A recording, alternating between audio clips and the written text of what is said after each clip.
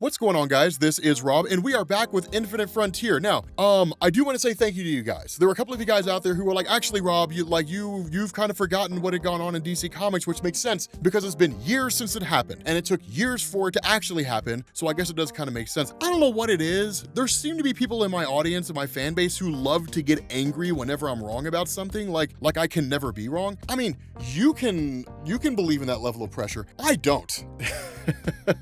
I am human. I am willing to forgive myself for being wrong, even if you're not. But here's the thing, right? What this does is it initially picks up basically with Cameron Chase showing up on the doorstep of what's basically the Hall of Justice, right? Now, one of the things to remember is that Cameron Chase basically works alongside, Mr. Bones as part of the kind of paranormal organization that exists out there to monitor superhero affairs, that kind of a thing, because they're kind of looking at what's going on with regards to this greater understanding of like the multiverse and its death and rebirth and all the stuff that happened at the end of Scott Snyder's run regarding the Batman Who Laughs, right? Like the end of what was in effect an unofficial crisis event. I mean, let's call it that, right? I mean, it wasn't officially a crisis event, but it basically was. I mean, the defining factor of a crisis, at least at this point in time, anything that affects the multiverse insofar as its death and rebirth can largely just be considered a crisis. And that's it, right? So that's effectively what it was, even if it wasn't necessarily called that. I think for the most part, we can all kind of agree that was the case, which is why you see a lot of people asking the question, it's been like a year and we already have another crisis event happening, right? It's DC's panic button. Are sales going poorly? Crisis! And that's basically it. That's DC's shtick. It's been that way since the original event back in the 1980s with George Perez and Marv Wolfman. Now, where Cameron Chase comes here looking for answers from both Superman and Batman, the reality is that she doesn't really get them. And it's one of those interesting questions that's kind of asked here. And in fact, it's an aspect of the last crisis event and really just the overarching dark multiverse storyline that we never really got an answer to, because she asked the question, okay, so like basically Earth was essentially conquered by the Batman Who Laughs, who's just a really twisted evil version of Batman from some other reality somewhere, because she generally understands the idea of the dark multiverse but doesn't fully understand how deep it goes. And so she asked the question, like, how long is it before we have to worry about some version of yourself like that showing up here? Now, we kind of got that to a degree when it came to Forever Evil, right? With like the crime syndicate from Earth 3 invading the DC universe. So we kind of got that, but of course that was nowhere near on the same level as like the whole Batman Who Laughs saga, right? The dark multiverse saga wasn't anywhere near that level of insanity and really world-ending catastrophe. And so as a result of that, it's a legitimate question, because one of the things that we never really got, we kind of saw them, but we never really got an instance where we got to see like the dark multiverse versions of Superman. I still say to this day, it was a colossal screw up by DC not to expand on that more than they did. I mean, we kind of got Tales from the Dark Multiverse, but the reality here is at that point, I think it's a little too late now, but at that point in time, they could have cranked out, they could have done it like they did with 52, right? Like a new comic every week, like just a new Tales from the Dark Multiverse every single week, and just do it for 52 weeks. I mean, it'd be a massive undertaking, and it would take more planning than DC has going on at the moment right now, but like it's still, like it would have been a great concept. But it is a legitimate question here in terms of whether or not they need to concern themselves with some dark evil version of Superman showing up here. Now, one of the things to know is that while this does seem like a pretty basic story going on right now, it's huge in terms of what's going on. It's massive in scale. Of course, you have Superman and Batman who basically end up taking off. And then of course, Cameron Chase is left there. She tells Bones like, okay, like they obviously know more than they're letting on. But that's when she's told, okay, so like there's someone that we need to recruit to our side for the challenges ahead. They have a lot of experience with time and space manipulations. And that's when we find out she's basically being told, go recruit Captain Atom. Now, for those people out there who are familiar with Captain Atom, that guy is OP. Captain Atom is ridiculously powerful. I mean, at his peak, this guy's power dwarfs the power of Superman. For example, one of the things he can do is he can manipulate like quantum energy. So basically, he can manipulate energy to an infinite level for an infinite amount of effects. Like he can basically do anything he wants to. Now, granted, this is within the scale of DC Comics. So while we've never seen him do anything like what the Marquis of Death did, where he was like wiping out whole universes or something like that, the fact is that could potentially happen. There have been alternate reality stories where Adam has done crazy feats like that, where he's just like this huge multiversal source of energy, but you don't really see him do it all that often, if at all, in the main DC landscape. The result of this is that what we end up doing is, again, basically picking up with Thomas Wayne. Now, this is one of the things that I do want to explain, because this is something that I happened to think about as I was recording this. And again, one of you guys pointed out Alan Scott, so we'll talk about that whole thing here in a second. But with Thomas Wayne, one of the things to remember is that Thomas Wayne had, in effect, made it out of the Flashpoint universe. So if you guys recall Tom King's Batman run, which was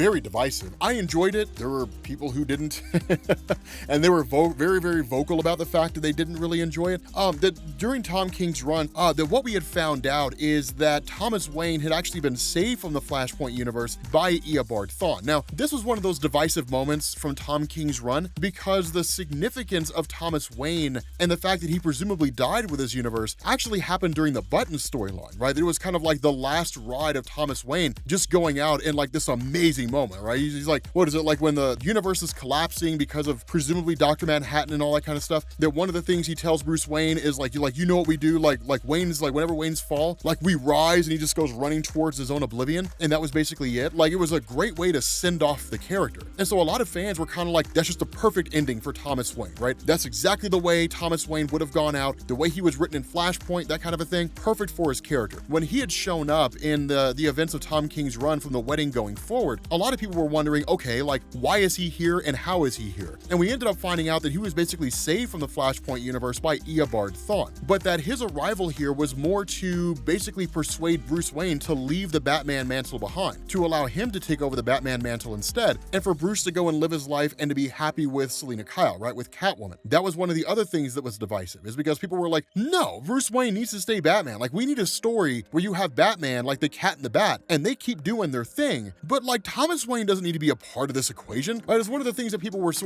really, really frustrated about. And so ultimately you ended up having a scenario where Thomas Wayne turned against Bane, shot him in the head, left him in a coma. That concluded the I Am Bane arc of the whole Tom King run. And then you basically had an instance where Thomas Wayne tried to convince Bruce to basically bail. Fight broke out. Of course, Thomas Wayne was injured and then was recovering in a hospital, where Bruce Wayne continued on and did his own thing, and then Catwoman bailed on him. And again, there were some very divisive moments in that story, right? So a lot of people were just kind of like, oh, you know, either you love Tom King's run or you hate Tom King's run. There is no in between. But that's how Thomas Wayne is here. So he wasn't just arbitrarily plucked out of his universe, but I felt like that was something that needed to be explained because I didn't do a good job of handling that in the last video that we did. So just wanted to throw that out there. But in effect, you know, what he's basically told, or at least what seems to go on here, is that Harbinger, keeping in mind, Harbinger was originally a character in the original Crisis on Infinite Earths, but she's really more of like an AI now for the Multiversal Justice League. That what you end up getting is basically President Superman communicating with Harbinger, talking to Harbinger, and ultimately Harbinger says, like, we've located a fragment of the ship that Thomas Wayne had crash landed on, where he had just kind of been taken, like literally taken from the hospital, woke up in this ship, and then crash landed, and he has no real idea how anything transpired or how it was that he got here. He just simply knows that he's here. That what it does is it basically leads to him just kind of stepping up, or at least it leads to President Superman saying, I will go investigate, because the location of this place is Earth 22. Now, Earth 22 was one of the universes that basically remained unchanged following, well, really just its reintroduction, right? Like, one of the things to remember is that when it comes to the differing Crisis events in DC Comics, Crisis on Infinite Earths got rid of the multiverse. Infinite Crisis brought it back, and then Final Crisis made the heroes aware of the fact that the multiverse had returned. Earth 22 was one of those universes that was explained, or at least revealed to us, during Grant Morrison's Multiversity. Again, the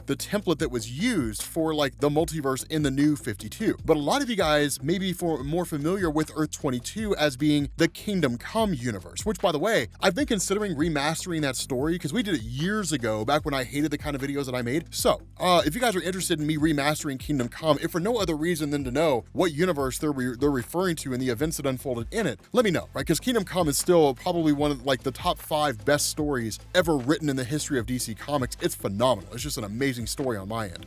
But But when the arrival takes place, right, when Thomas Wayne and President Superman arrive at Earth 22 and things start to pop off, that they're basically met by the arrival of a person they've never seen before. Well, that's kind of an incorrect statement. President Superman basically knows who this guy is. Thomas Wayne doesn't know who this guy is. But President Superman says, like, this is Magog. Like, he was supposed to have been reformed, but all those changes appear to have been undone. So again, kind of DC modifying things. Now, for those of you guys who aren't familiar with that, Magog was a huge player in the original Kingdom Come story. The way that story played out is that basically you had the Joker who just went into the Daily Planet and massacred everybody. And so unlike Injustice, where like Superman killed him, that what ended up happening is the Joker was essentially put on trial. But Magog ended up showing up and killing the Joker. And instead of people like condemning his actions as a vigilante, they celebrated his actions. This disheartened Superman, and he essentially walked away from superhero antics. This, along with a handful of other events, basically led to the traditional Justice League roster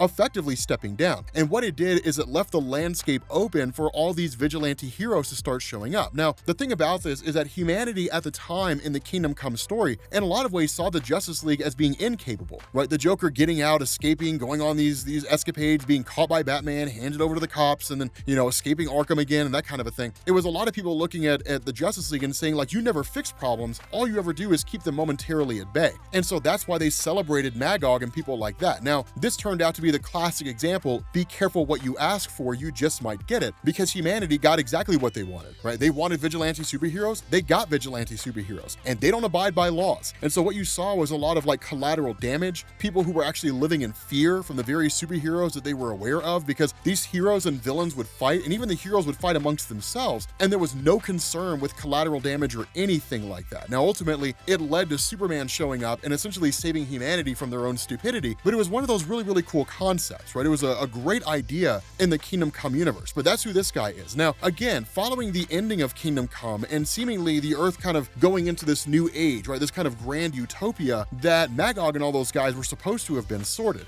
What's been going on here, or what seems to have gone on here, is that with the multiverse being destroyed during the last Crisis event, you know, the Dark Multiverse story arc, and then it basically being restored at the end of that, thanks to like Wonder Woman and the hands and so on and so forth, that a lot of the changes that had previously been made in the multiverse had reverted back to a previous state. Now, how far reaching this is for Earth 22, we don't entirely know. We don't know if Magog just killed Superman and all those guys. We don't have an answer to that here in the moment. Instead, what we end up doing is switching back to Earth 0. Now, this is where I'm glad when a few of you guys chimed in and it was like, actually, Rob, here's what's going on with Alan Scott, because I'll be honest with you guys, I had totally forgotten about Dr. Manhattan and like the Justice Society and all that kind of stuff. One, because it took years for DC to finally get around to tell that story. It took years for them to complete it, and it's been years since it was done. And so it's just kind of like, it totally escaped my memory.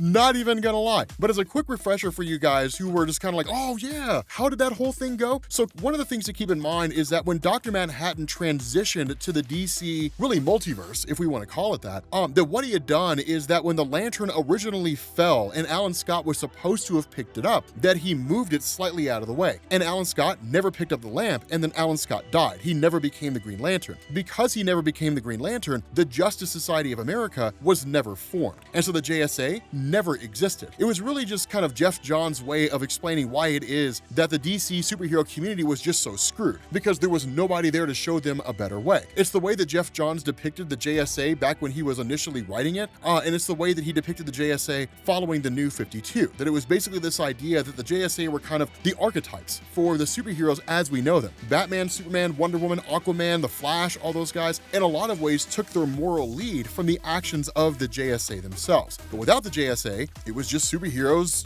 just kind of being villains. Again, that's just one of those things. But following that, the JSA has been around for a little while. They've been around since then, right? So again, that's kind of how they ended up getting here. Now, of course, you also have them operating as the totality in the aftermath of the Dark Multiversal Crisis, that what you got was literally Vandal Savage and Alan Scott and Mr. Terrific and those guys basically studying and ensuring that like these multiversal events don't necessarily happen again. They've obviously failed. because things are kind of bad. But for their own individual story here, again, kind of picking up from the last video that we did, that Jade, the daughter of Alan Scott, was seemingly inside this old JSA headquarters in Gotham City, and the whole place had blown up. And the indication is that it matched the energy signature of Jade, at least in appearance. But once they get here, they find out there's no indication that she was ever here. So perhaps she was kidnapped or something like that. It's kind of a whodunit mystery or whatever it is. But essentially, she's not the one responsible for the destruction of this place. And so as a result of that, it's kind of the question of, let's go find her, right? Let's go see what's going on. Now, there is a little bit of smack talk that gets done where you have like Vandal Savage basically talking about the son of Alan Scott, who's like right there, right? Obsidian's like right there, and Vandal Savage, because literally he lives up to his namesake, the dude's a savage. It's just kind of like, if there's any one thing I've learned over my entire lifetime, Alan Scott, and just all the years that I've been alive, is that children are nothing more than just an annoyance. So either get your son, have your son get it together, or have your son get the hell out of here, because we don't have time for some stupid kid who's concerned about his sister missing. Alan Scott freaks out and attacks this guy. Now, here's the thing. Here's something to know about Alan Scott. Is Alan Scott the most popular character in DC Comics? No, but his fans are rabid, son. Let me tell you something, man. Talk crap about Alan Scott and watch his fans come out of the woodwork. The fans of Alan Scott, they are diehard. They won't hear a word against him. It's insane. So any instance where Alan Scott does something awesome like this, where he channels his ring and just pummels Vandal Savage, they're like, yeah, Alan Scott's amazing. I mean, he is cool, but it's just one of those things where he's just got a super hardcore fan base. But again, transitioning yet again from the last video that we did, we jumped to Roy Harper. Now, one of the things that you guys noticed, and one of the things that's so crazy about this, is Roy Harper is a living Black Lantern. That doesn't happen. But remember, the only people who become Black Lanterns are ones who were dead. The entire basis behind the Black Lantern Corps is to resurrect the dead. That's their whole idea, right? They're rings that attach themselves to corpses, and they reanimate as what are, by all standards of measurement, zombies, right? I mean, they operate based on the will of Necron, right? The entity or the master of the Black Lanterns, if you want to call it that. But at the end of the day, they're all basically just dead people who are resurrected and walking around. And so that's the crazy thing, is because normally Black Lanterns are all emaciated and, all decayed and just wild looking, that kind of stuff. Not literally not Roy Harper. He looks about as normal as a person does look. And so it's one of those things where he kind of has a flashback to, and this is actually a great reference by Joshua Williamson. I love the way he handled this. He has a flashback to the old Green Lantern, Green Arrow comics. For those of you guys who don't know the significance of that, there was a point in DC Comics where neither Green Lantern nor Green Arrow was a well-selling comic. And so instead of doing the whole backup features and all that kind of stuff, DC combined them, and they basically had them as a team-up comic, which was hugely successful. It was immensely popular, right? People absolutely loved it. During this little bit of a thing here, that what you had was a kind of discussion between Hal Jordan and, well, at the time, Roy Harper was known as Speedy. And the thing behind this is he asked him, how does your ring work? And the responses of Hal Jordan is it knows when I believe in myself. And the response of Speedy is well, I wish I had some of that, right? Some of that courage, because back then, when comics were written back in the 70s, the 60s, 70s, and so on, they focused more on the morality of heroes and how heroes become better versions of themselves, as opposed to comics now, where it's just a series of events, right? That kind of a thing, where it's a crisis event every year because sales aren't going that well, that kind of a thing. And so that's when Hal Jordan tells him, let me ask you this, right? Who's in control, right? Is it you or the bow? What are you, Speedy? A god of hammers? I know people are going to draw that parallel, where they're going to be the god of hammers, but that's what it is. And that's when Roy Harper kind of chimes in and says, that's exactly what it is, right? I control the ring does not control me. Being able to do that allows him to tap into the ring's power. The problem with this is that as he does that, and as he gains more and more control over the ring, one of the things to always keep in mind is that when it comes to the Black Lanterns, the rings influence you as much as you influence the ring, right? So a way out is a way in. And so what this does is it creates a stronger bond between the two, and then suddenly you have the ring that basically just starts manifesting all these beings who are essentially dead, or at least somehow tied into the whole Dark Crisis event. Again, it's very cloak and dagger, and it leaves us with more questions than answers, but Roy Harper ends up seeing his daughter and is where is she, right? Kind of talking to the ring as much as he's talking to himself, and the ring simply just responds, Darkseid is, and literally takes over Roy Harper, turns him into a Black Lantern, and sends him flying out into space with no earthly clue as to where it is that he's going. Now, this is where things get even crazier, because what you end up doing is you basically switch over to when Roy Harper's like just kind of flying out there, right, just taking off, and it's kind of like, what in the world, right? Like this military base sees it happening, and it's like, what in the world is going on? Because the only real thing you get is simply just this voice that says, "Come to me, my Black Lantern," and like that's it. Presumably it's Necron, we don't entirely know for sure. But when all this is going down, the military is kind of like, I mean, should we respond? And Captain Atom shows up and is like, no, right, don't worry about that. It's just it's one of those things. They don't have all of our training. We got other stuff we need to focus about. And so when he arrives on the scene, he's met by Cameron Chase. And so this discussion that happens between the two is really, really interesting, because what happens is that Cameron Chase approaches him and is like, we actually need your help, right? Like we need you to jump on board with us. Now, that was also, you know, one of the major cornerstones of Captain Atom. The Captain Atom was at one point a military guy. And in a lot of ways, he kind of looks at what's going on and just kind of looks at the world as a whole. And it's kind of like, I do my thing for the military. Like, I'm a servant of the government in a lot of ways. Now, it doesn't mean that he will absolutely obey everything the government tells him. The government and the military are smart enough to know not to piss off Captain Atom, right? I mean, literally, what would they do to kill him? There really isn't a whole lot they could offer. I mean, the guy's just so astronomically powerful. But what he talks about here is that he doesn't want to join her. He's like, I'm retired, right? I'm just kind of an advisor, if anything, right? Just kind of go on missions for the government, just sort of do my thing. But like, that's basically it, right?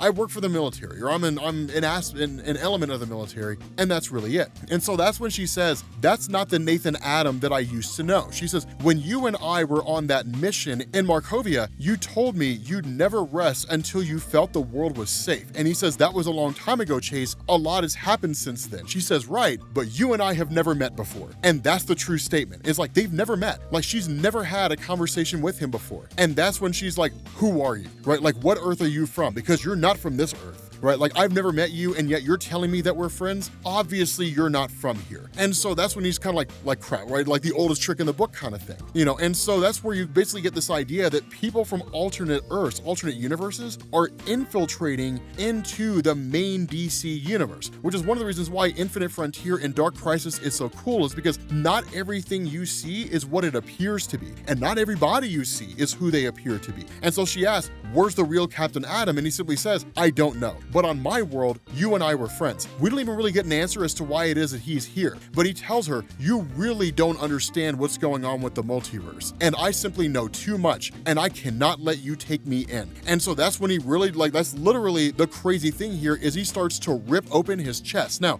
what this seems to indicate, to be honest with you guys, what this seems to indicate is this is Earth 22 Captain Atom. I'm not going to swear by that. And in fact, I haven't looked it up.